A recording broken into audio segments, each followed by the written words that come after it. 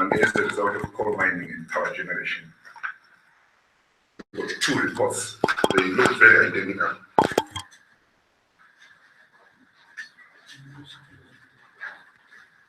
So I'm not going to have the luxury of sitting down and everyone is standing, but O'Brien is the one who's going to speak first.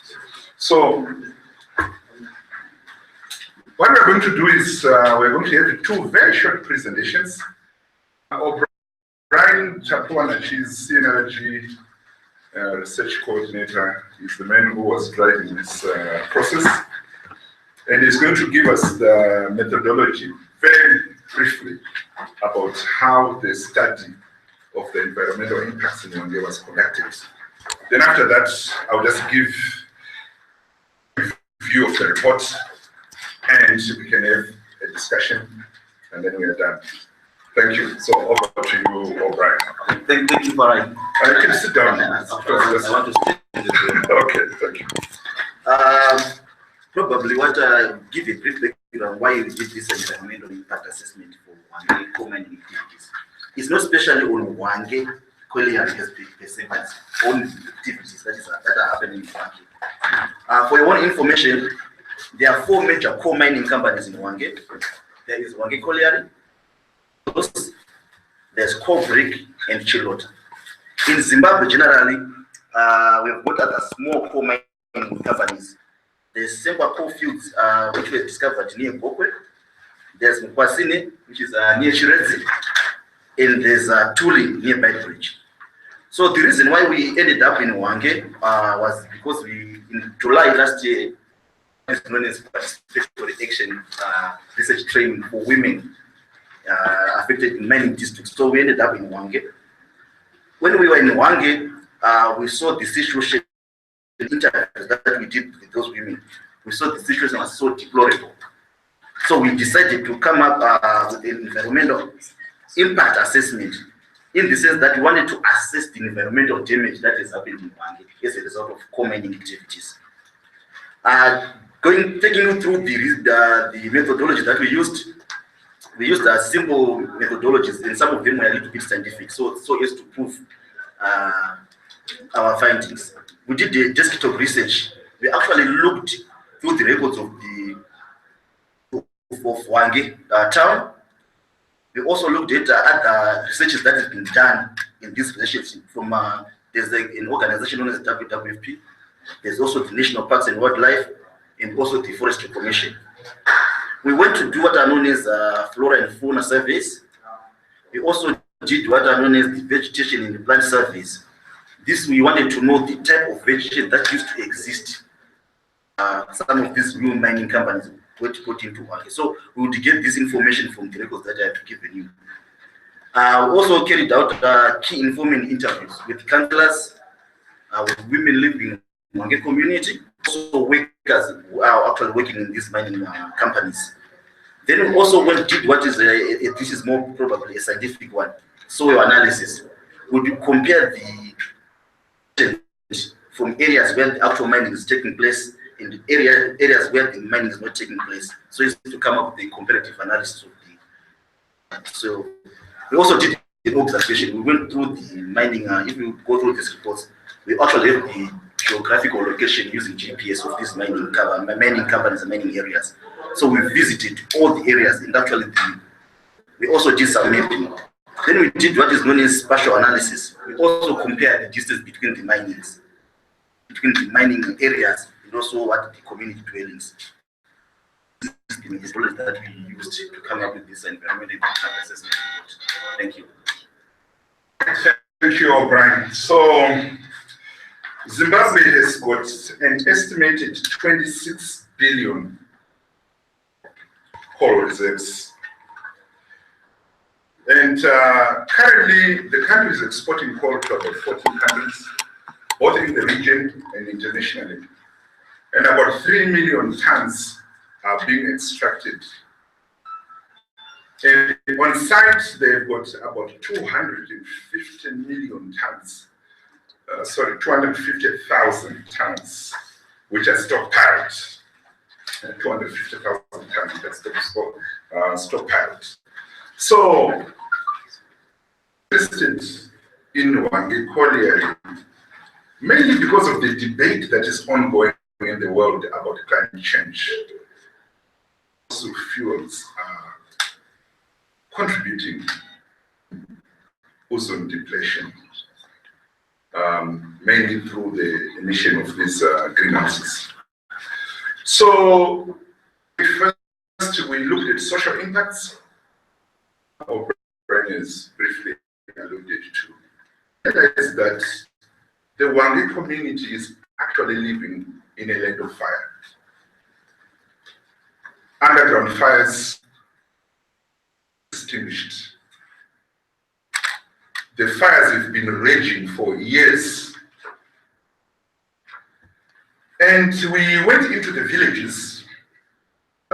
We were doing the snowball methods to another.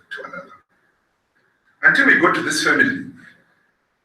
They were bent and is now permanently disabled. And we spoke to the mother.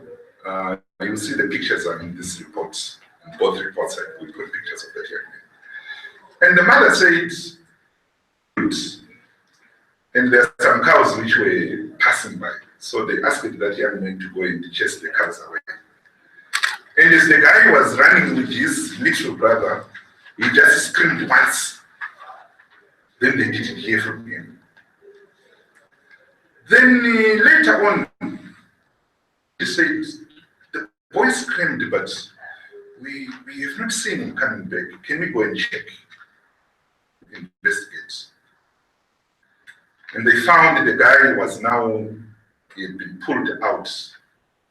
But what had happened is, as he was running after the cows, the ground just gave in. And he found himself burning in underground coal. He had, I don't know what we can say, 100-degree burns, but the whole body. And the Hwange colliery has refused to compensate the family. The guy was in hospital for some days, but you can see that he did not fully recover from that disaster. And we fear that the animals may also be getting into the same problem. It's only that they cannot come and report that this is what happened to me, but it's actually an ecological disaster that is unfolding in Hwange. The other problem that you feel when you enter Hwange, even before you do any scientific investigation, quality is bad, is toxic. You can hardly breathe. So our findings is also that Zimbabwe Power Company is emitting tons of gases into the air.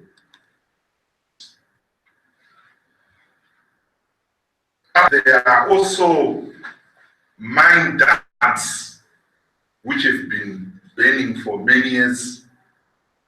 And now that we have had plenty of rains, the dumps are still burning. That fire cannot just be extinguished like that. Convenience going on. So then we also looked at the surface and the groundwater pollution. The mining activities are severely disturbing the hydrological cycle. And from interviews we did with the elderly people, they feel that from the time the Zimbabwe Power Company set up its plants, rainfall patterns have been very erratic in the area. There's severe rainfall shortages, which they attribute to emissions. Open cast mining, by now dysfunctional WMK mine, it affected groundwater reserves through underground contaminations. That's the research we did. The mine has since stopped operating, but it has left behind a trail of water sources as shown in the diagrams, you can actually see that the color of the water has changed of the coal mining activities in the area. One of the rivers, it's a mighty river, it's called Deka River. This river has been greatly affected, naturally occurring vegetation, the leveling of lands, and the creation of compacted surfaces to make way for the development of Chilota and Hwange colliery mines, changes to the environment which cause the alteration of normal drainage patterns. Vehicular movements and maintenance create the potential for substances such as oils and lubricants in the surrounding environment. One of the impacts that we saw, there is a place where there is this acid mud, which has been left out. It was a dump site for the toxic waste, but when it's drying up, it's leaving this acid mud exposed. Now, we saw women going to collect that acid mud. And we asked it, what is it for? And we were told that they use that, they believe it is a sexual stimulant. It's an aphrodisiac, yeah. Now, however, it appears this can actually lead to cervical cancer. Need for the mining companies in Hwange professionally dispose of this acid so that the people are not exposed to danger. So, because of the underground fires, the vegetation in Hwange is fast disappearing. If you go through some of the areas inside and around the mining compounds, I think there was a fire that ravaged the forest. It's not there is a fire that happened there. It's the heat that is coming from the underground fires, which is actually burning vast tracts of forest. And we don't really know what is going to happen if these fires are not contained.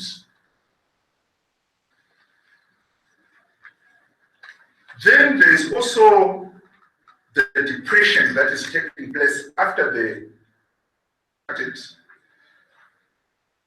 surface is being altered. Natural depressions that have developed in Hwange as a result of underground mining. There is a need for rehabilitation of disused mines. There is need to green the free surfaces which are no longer being used. Hwange colliery does not have a plan which they are no longer using.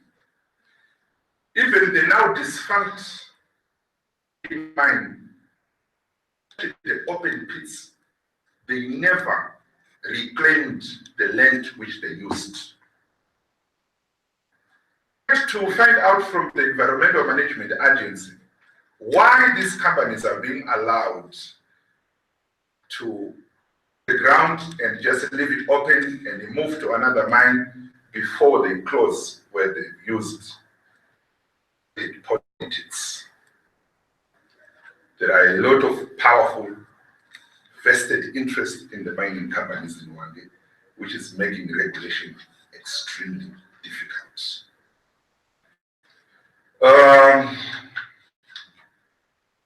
Solid waste overburden of organic material and soil that overlie a mineral deposit, like at a place like Chilota, WMK, and Makoma mines.